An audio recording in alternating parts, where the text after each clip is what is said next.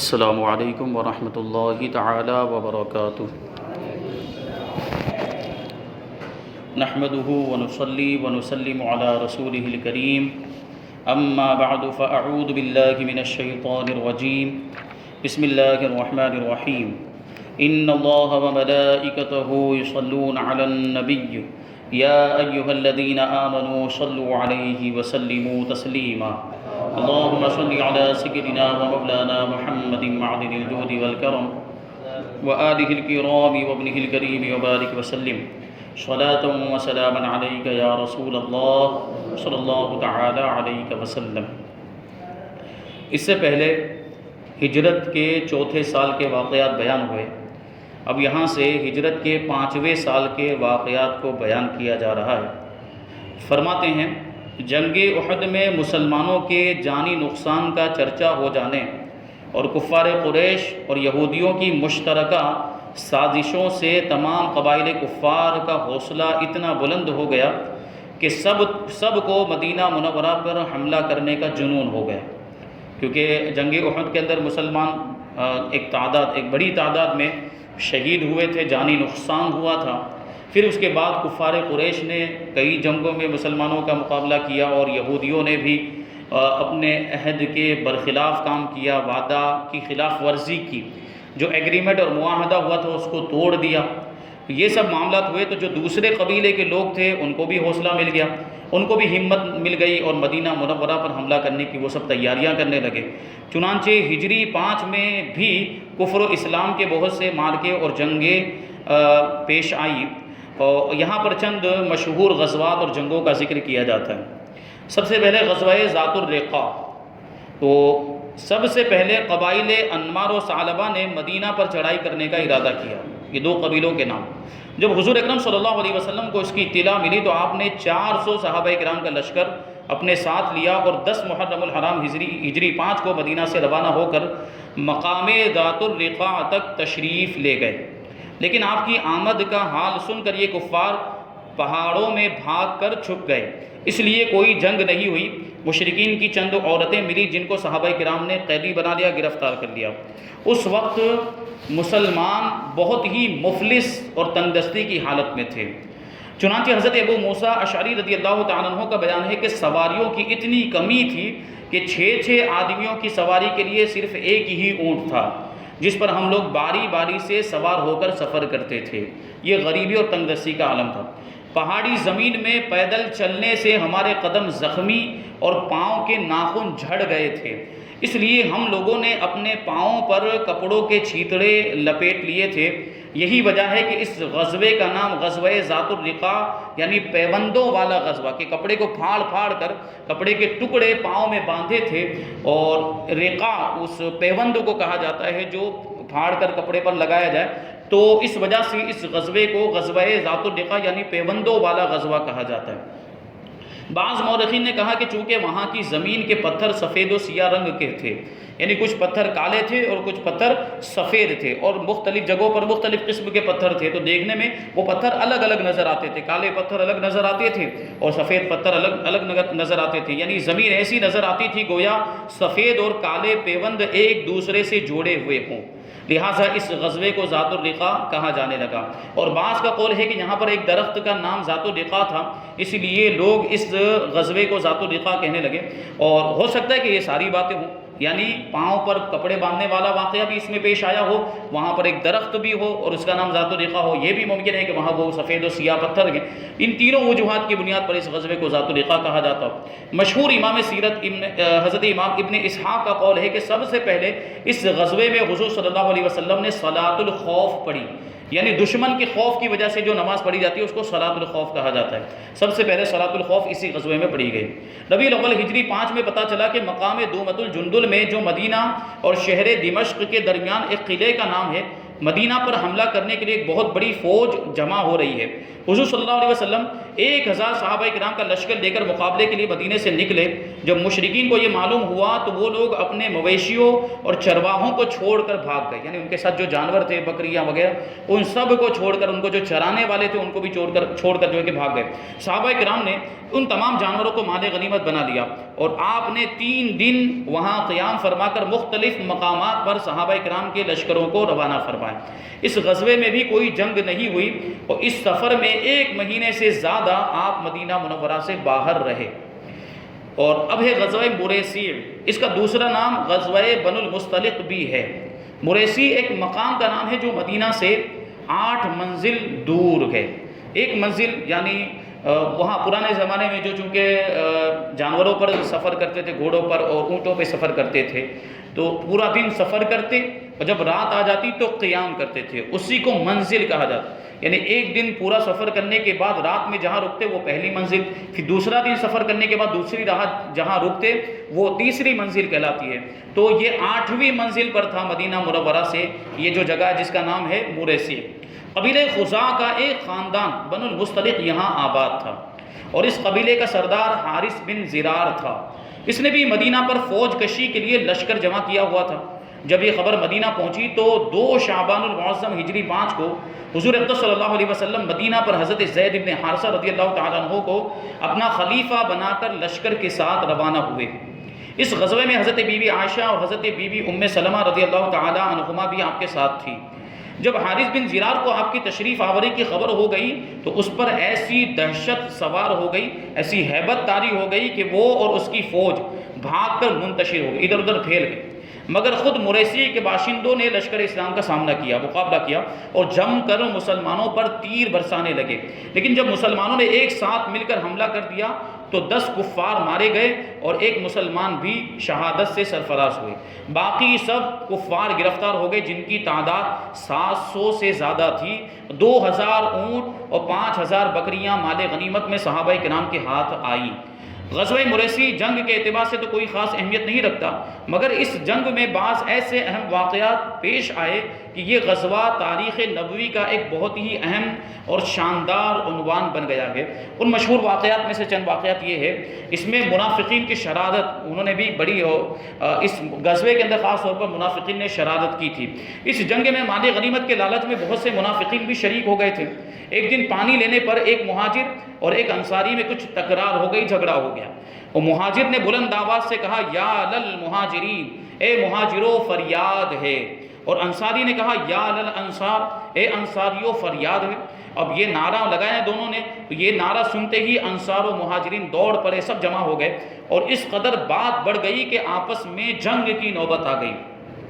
رئیس المنافقین عبداللہ ابن ابی کو شرارت کا ایک موقع مل گیا۔ اس نے اشتعال دلانے کے لیے، جوش دلانے کے لیے انصاریوں سے کہا کہ لو، یہ تو وہی مثل ہو گئی، یہ تو وہی کہاوت ہو گئی کہ سمن کلبک لیأکلک، کہ تم اپنے کتے کو فربا کرو، یعنی اپنے کتے کو کھلا کھلا کر اس کو موٹا کرو تاکہ وہ بعد میں تمہیں کو کھا ڈالے۔ چونکہ انصار نے مہاجرین کی مدد کی تھی،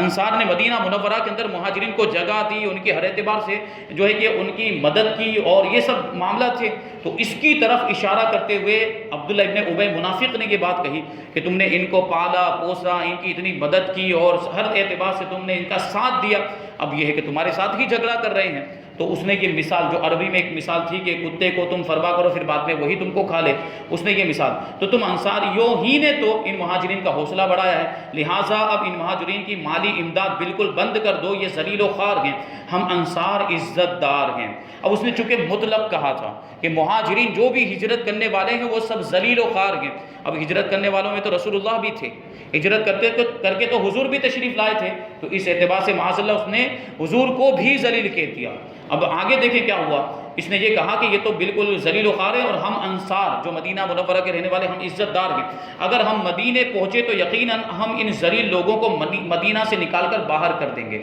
اس نے یہ سازش کی تھی عبداللہ ابن ابی منافق نے۔ حضور اکرم صلی اللہ علیہ وسلم نے جب اس ہنگامے کا شور و غوغا سنا تو انصار و مہاجرین سے فرمایا کہ کیا تم لوگ زمانہ جاہلیت کی طرح نعرے بازی کر رہے ہو؟ یعنی جس طریقے سے لوگ زمانے جاہلیت میں آپس میں ایک دوسرے سے اختلاف اور جھگڑے کی بنیاد پر نعرے لگایا کرتے تھے، کیا اس طرح تم بھی نعرے لگا رہے ہو؟ جمال نبوت دیکھتے ہی انصار و مہاجرین برف کی طرح ٹھنڈے پڑ گئے، اور رحمت عالم صلی اللہ علیہ وسلم کے چند فقروں نے محبت کا ایسا دریا بہا دیا کہ پھر سے انصار و مہاجرین شیر و شکر کی طرح آپس میں گھل مل گئے، پھر سے وہی پرانی محبت ان کی واپس آ گئی۔ جب عبداللہ ابن ابی کی بیہودہ بات حضرت عمر رضی اللہ تعالیٰ عنہ کے کان میں پڑی تو وہ اس قدر تیش میں آ گئے کہ ننگی تلوار لے کر آئے اور عرض کیا کہ یا رسول اللہ مجھے اجازت دیجئے کہ میں اس منافق کی گردن اڑا دوں۔ حضور اقدس صلی اللہ علیہ وسلم نے نہایت نرمی کے ساتھ ارشاد فرمایا کہ اے عمر خبردار ایسا نہ کرو، ورنہ کفار میں یہ خبر پھیل جائے گی کہ محمد صلی اللہ علیہ وسلم اپنے ساتھیوں کو بھی قتل کرنے لگے ہیں۔ یہ سن کر حضرت عمر رضی اللہ تعالیٰ عنہ بالکل ہی خاموش ہو گئے، مگر اس خبر کا پورے لشکر میں چرچا ہو گیا۔ یہ عجیب بات ہے کہ عبداللہ ابن ابی جتنا بڑا اسلام اور بانی اسلام صلی اللہ علیہ وسلم کا دشمن تھا، اس سے کئی زیادہ بڑھ کے اس کے بیٹے اسلام کے سچے شیدائی اور حضور صلی اللہ علیہ وسلم کے جانثار صحابی تھے، ان کا نام بھی عبداللہ تھا۔ جب اپنے باپ کی بکواس کا ان کو پتہ چلا تو وہ غیظ و غضب میں بھرے ہوئے بارگاہ رسالت میں حاضر ہوئے اور عرض کیا یا رسول اللہ اگر آپ میرے باپ کے قتل کو پسند فرماتے ہو تو میری تمنا ہے کہ کسی دوسرے کے بجائے میں خود اپنی تلوار سے اپنے باپ کا سر کاٹ کر آپ کے قدموں میں ڈال دوں۔ آپ نے ارشاد فرمایا کہ نہیں، ہرگز نہیں، میں تمہارے باپ کے ساتھ کبھی بھی کوئی برا سلوک نہیں کروں گا۔ یہ حضور صلی اللہ علیہ وسلم کی مہربانی۔ اور ایک روایت میں یہ بھی آیا ہے کہ مدینہ کے قریب وادی عقیق میں وہ اپنے باپ عبداللہ ابن ابی کا راستہ روک کر کھڑے ہو گئے، حضرت عبداللہ ابن ابی کے بیٹے، اور کہا کہ تم نے مہاجرین اور رسول اللہ صلی اللہ علیہ وسلم کو ذلیل کہا ہے، خدا کی قسم میں اس وقت تک تم کو مدینے میں داخل نہیں ہونے دوں گا جب تک رسول اللہ صلی اللہ علیہ وسلم اجازت عطا نہ فرمائے، اور جب تک تم اپنی زبان سے یہ نہ کہو کہ حضور صلی اللہ علیہ وسلم تمام اولاد آدم میں سب سے زیادہ عزت والے ہیں اور تم سارے جہان والوں میں سب سے زیادہ ذلیل ہو۔ تمام لوگ انتہائی حیرت اور تعجب کے ساتھ یہ منظر دیکھ رہے تھے۔ جب حضور صلی اللہ علیہ وسلم وہاں پہنچے اور یہ دیکھا کہ بیٹا باپ کا راستہ روکے ہوئے کھڑا ہے اور عبداللہ ابن ابی زور زور سے کہہ رہا ہے کہ میں سب سے زیادہ ذلیل ہوں اور حضور اکرم صلی اللہ علیہ وسلم سب سے زیادہ عزت والے ہیں، آپ نے یہ دیکھتے ہی حکم دیا کہ اس کا راستہ چھوڑ دو تاکہ یہ مدینے میں داخل ہو جائے۔ غزوہ مرسی کی جنگ میں جو کفار مسلمانوں کے ہاتھ میں گرفتار ہوئے ان میں سردار قوم حارث بن زرار کی بیٹی حضرت جویریہ رضی اللہ تعالیٰ عنہ بھی تھی۔ جب تمام قیدی اور لونڈی غلام بنا کر مجاہدین اسلام میں تقسیم کر دیے گئے تو حضرت جویریہ رضی اللہ تعالیٰ عنہ حضرت ثابت ابن قیس رضی اللہ تعالیٰ عنہ کے حصے میں آئی۔ انہوں نے حضرت جویریہ رضی اللہ تعالیٰ عنہ سے یہ کہہ دیا کہ تم مجھے اتنی رقم لا کر دے دو تو میں تمہیں آزاد کر دوں گا۔ حضرت جویریہ رضی اللہ تعالیٰ عنہ کے پاس کوئی بھی رقم نہیں تھی۔ وہ حضور صلی اللہ علیہ وسلم کے دربار میں حاضر ہوئی اور عرض کیا کہ یا رسول اللہ میں اپنے قبیلے کے سردار حارث بن زرار کی بیٹی ہوں اور میں مسلمان ہو چکی ہوں۔ حضرت ثابت ابن قیس نے اتنی رقم لے کر مجھے آزاد کر دینے کا وعدہ کیا ہے، آپ میری امداد فرمائیں تاکہ میں یہ رقم ادا کر کے آزاد ہو جاؤں۔ آپ نے ارشاد فرمایا کہ اگر میں اس سے بہتر سلوک تمہارے ساتھ کروں تو کیا تم کو منظور ہوگا؟ انہوں نے پوچھا کہ وہ کیا سلوک ہے؟ تو آپ نے فرمایا کہ میں چاہتا ہوں کہ میں خود تنہا تمہاری طرف سے ساری رقم ادا کر دوں اور تم کو آزاد کر کے میں تم سے نکاح کر لوں تاکہ تمہارا خاندانی اعزاز و وقار برقرار رہے، کیونکہ وہ قبیلے کے سردار کی بیٹی تھی تو اسی اعتبار سے ان کا مقام و مرتبہ بھی ہونا چاہیے۔ حضرت جویریہ رضی اللہ تعالیٰ عنہ نے خوشی اس بات کو منظور کر لیا کہ اس سے بڑی سعادت اور کیا ہو سکتی تھی کہ حضور کے نکاح میں آ جائیں۔ چنانچہ حضور صلی اللہ علیہ وسلم نے ساری رقم اپنے پاس سے ادا فرما کر حضرت جویریہ رضی اللہ تعالیٰ عنہ سے نکاح فرما لیا۔ جب یہ خبر لشکر میں پھیل گئی، اب صحابہ کرام کی جانثاری دیکھیں کہ حضور نے حضرت جویریہ سے نکاح کر لیا، یہ خبر جب لشکر میں پھیلی، مسلمانوں کے درمیان پھیلی، صحابہ کرام کے درمیان کہ حضور صلی اللہ علیہ وسلم نے حضرت جویریہ سے نکاح فرما لیا، تو مجاہدین اسلام کے لشکر میں اس خاندان کے جتنے بھی لونڈی غلام تھے مجاہدین نے سب کو فوراً ہی آزاد کر کے رہا کر دیا، اور لشکر اسلام کا ہر سپاہی یہ کہنے لگا کہ جس خاندان میں رسول اللہ صلی اللہ علیہ وسلم نے شادی کر لی اس خاندان کا کوئی بھی آدمی لونڈی اور غلام نہیں رہ سکتا، سب کو آزاد کر دیا۔ اور حضرت بی بی عائشہ رضی اللہ تعالیٰ عنہ کہنے لگی کہ ہم نے کسی عورت کا نکاح حضرت جویریہ رضی اللہ تعالیٰ عنہ کے نکاح سے بڑھ کر خیر و برکت والا نہیں دیکھا کہ اس کی خیر و برکت کی وجہ سے خاندان بنو مستلق کے تمام لوگوں کو غلامی سے آزادی مل گئی۔ حضرت جویریہ رضی اللہ تعالیٰ عنہ کا اصلی نام برہ تھا، حضور صلی اللہ علیہ وسلم نے اس نام کو بدل کر جویریہ رکھا تھا۔ اسی غزوے سے جب رسول اللہ صلی اللہ علیہ وسلم مدینہ منورہ واپس آنے لگے تو ایک منزل پر رات میں پڑاؤ کیا، رکے۔ حضرت عائشہ رضی اللہ تعالیٰ عنہ ایک بند ہودج میں سوار ہو کر سفر کر رہی تھی۔ ہودج جو جانوروں کے اوپر جو پیٹی کی طرح ایک چیز رکھی جاتی ہے جس میں لوگ بیٹھتے، دھوپ سے بچنے کے لیے وہ رکھا جاتا ہے، اس کو ہودج کہا جاتا ہے، کجاوا۔ اس میں حضرت عائشہ رضی اللہ تعالیٰ عنہ بیٹھ کر سفر کر رہی تھی، اور چند مخصوص آدمی اس ہودج کو اونٹ پر لادنے اور اتارنے کے لیے مقرر تھے۔ حضرت بی بی عائشہ رضی اللہ تعالیٰ عنہ لشکر کی روانگی سے کچھ پہلے لشکر سے باہر رفع حاجت کے لیے تشریف لے گئی، میدان میں تشریف لے گئی۔ جب واپس آئی تو دیکھا کہ ان کے گلے کا ہار کہیں ٹوٹ کر گر گیا۔ وہ دوبارہ اس ہار کی تلاش میں لشکر سے باہر چلی گئی، اور اس مرتبہ جب واپس آئی تو واپس آنے میں ان کو کچھ دیر ہو گئی اور لشکر روانہ ہو گیا۔ آپ کا ہودج لادنے والوں نے یہ خیال کر کے کہ ام المؤمنین ہودج کے اندر تشریف فرما ہے، کیونکہ باہر سے نظر نہیں آ رہا تھا، وہ ہودج کو اونٹ پر ان لوگوں نے لاد دیا اور پورا قافلہ منزل سے روانہ ہو گیا۔ وہ تو یہی سمجھ رہے تھے کہ حضرت عائشہ اندر تشریف فرمائے۔ جب حضرت عائشہ رضی اللہ تعالیٰ عنہ منزل پر واپس آئی تو یہاں کوئی بھی آدمی موجود نہیں تھا۔ تنہائی سے سخت گھبرائی، اندھیری رات میں اکیلے چلنا بھی خطرناک تھا، اس لیے وہ یہ سوچ کر وہیں لیٹ گئی کہ جب اگلی منزل پر لوگ مجھے نہ پائیں گے تو ضرور میری تلاش میں یہاں واپس آئیں گے۔ وہ لیٹی لیٹی سو گئی۔ ایک صحابی جن کا نام حضرت صفوان بن معطل سلمی رضی اللہ تعالیٰ عنہ تھا، وہ ہمیشہ لشکر کے پیچھے پیچھے اس خیال سے چلا کرتے تھے تاکہ لشکر کا گرا پڑا سامان اٹھاتے چلے آئیں۔ وہ جب اس منزل پر پہنچے تو حضرت بی بی عائشہ رضی اللہ تعالیٰ عنہ کو دیکھا، اور چونکہ پردے کی آیت نازل ہونے سے پہلے وہ بار بار ام المؤمنین کو دیکھ چکے تھے، اس لیے دیکھتے ہی پہچان لیا اور انہیں مردہ سمجھ کر، کیونکہ لیٹی ہوئی تھی تو انہیں مردہ سمجھ کر انا للہ و انا الیہ راجعون پڑھا۔ یہ اس آواز کو سنتے ہی حضرت ام المؤمنین عائشہ صدیقہ رضی اللہ تعالیٰ عنہ جاگ گئی۔ حضرت صفوان بن معطل سلمی رضی اللہ تعالیٰ عنہ نے فوراً ہی اپنے اونٹ پر آپ کو سوار کر لیا اور خود اونٹ کی مہار تھام کر پیدل چلتے ہوئے اگلی منزل پر حضور صلی اللہ علیہ وسلم کے پاس پہنچ گئے۔ منافقوں کے سردار عبداللہ ابن ابی نے اس واقعے کو حضرت بی بی عائشہ رضی اللہ تعالیٰ عنہا پر تہمت لگانے کا ذریعہ بنا لیا اور خوب اس تہمت کا چرچا کیا، کیونکہ حضرت عائشہ پیچھے رہ گئی تھی، پھر وہ صحابی رسول حضرت صفوان ان کو واپس لے کر آئے تھے، تو ان دونوں کے تعلق سے اس نے بڑی ہی جو ہے کہ غلط بات مشہور کر دی اور تہمت لگانا شروع کر دیا اور اس کا چرچا کر دیا، یہاں تک کہ مدینہ منورہ میں اس منافق نے اس شرمناک تہمت کو اس قدر اچھالا